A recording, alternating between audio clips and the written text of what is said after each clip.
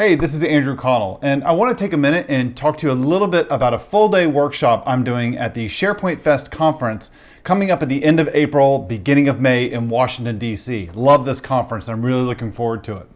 This full-day workshop is about mastering the SharePoint Framework. So the SharePoint Framework is a developer environment or a development tool chain that we can use to extend and customize SharePoint.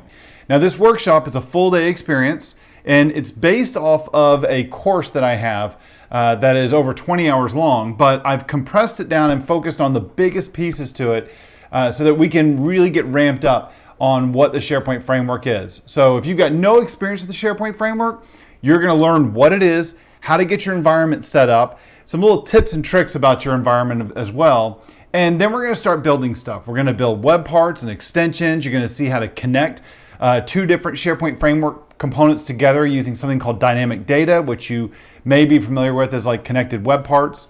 We'll look at some branding things. We look at all kinds of stuff, talking to the Microsoft Graph, how we can do data access with SharePoint REST APIs, you name it. We got a lot of stuff that we're going to cover in this workshop. I hope to see you there. If you really want to learn the SharePoint Framework, this is a great option for you.